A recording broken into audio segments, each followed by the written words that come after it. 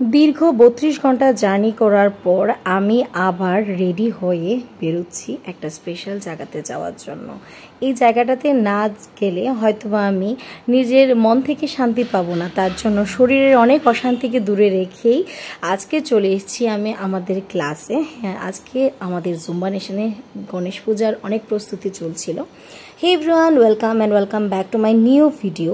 আজকে যেই পূজার প্রিপারেশনটা তোমরা এখন দেখতে পাচ্ছ, যে ডেকোরেশনটা সবটাই আমাদের জুম্বা নেশনের দিদিদের হাতে করা এবং দিদিদের মাইন্ডের আইডিয়া, কোনো ডেকোরেটিভ থেকে কিছু করা না। এর হলো আমাদের সুন্দরী ম্যাম।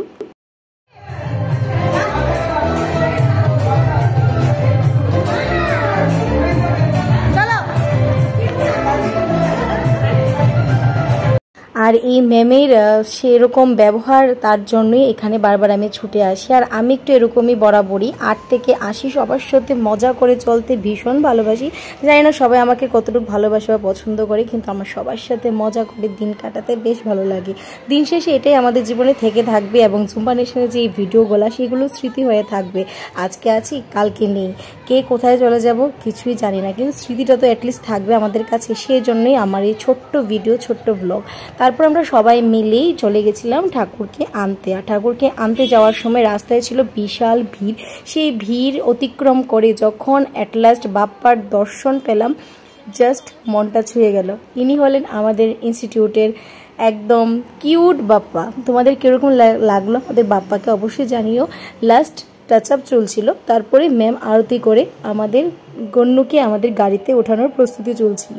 আর এই পূজাটা সবটাই ছিল মহিলাদের দ্বারা করা, মহিলাদের নারী শক্তির প্রমাণ। আমি এখানটায় গেলে সত্যি বুঝতে পারি প্রত্যেকটা মহিলা নিজের ইনিশিয়েটিভ নিয়ে কিভাবে জিনিসটা ফুলফিল করে, সেটা শুধু জুম্বা নেশন থেকেই জানা যায়। আমি জুম্বা নেশনের কোনো পার্সোনাল কোনো প্রমোশন করছি না, জাস্ট আমি এই জায়গাটাতে প্রেজেন্ট আছি, এই জায়গাটাতে 1 বছর ধরে যুক্ত আছি, তার জন্য আমি আমার নিজের স্পেশাল মন্তব্য তোমাদের সাথে শেয়ার করছি।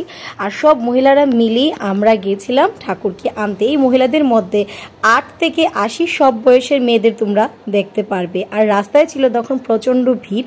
আমরা কয়েকজন মহিলারা মিলে রাস্তাটাকে আটকে গাড়ি ঘোড়া সাইড করে আমাদের গণ্যু বাবাকে নিয়ে আসার প্রস্তুতি শুরু করছিলাম। রাস্তায় ছিল অনেকটাই ভিড়, প্রচুর সুন্দর সুন্দর গণ্য ছিল, সাথে ছিল আমাদের মেয়েদের সুন্দর নাচ।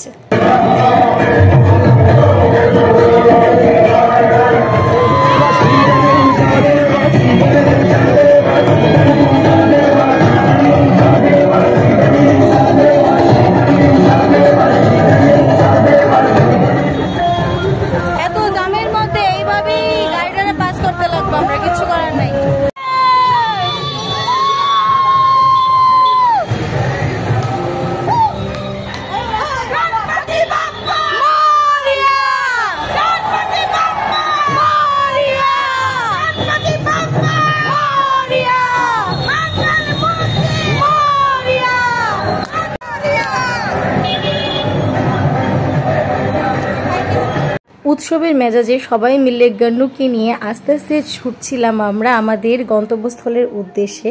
আর আমরা যখন এরকমভাবেই আসছিলাম, বেশ সুন্দর লাগছিল। সবাই হলুদ শাড়ি, হলুদ সালোয়ার পরে গণ্যু বাবাকে আনতে গিয়েছিলাম। রাস্তায় এত জাম জট, সব কিছুর মধ্যে এত গরম, তারপরও যেন আমাদের কাজটা আমরা সুন্দরভাবেই করে নিয়েছিলাম।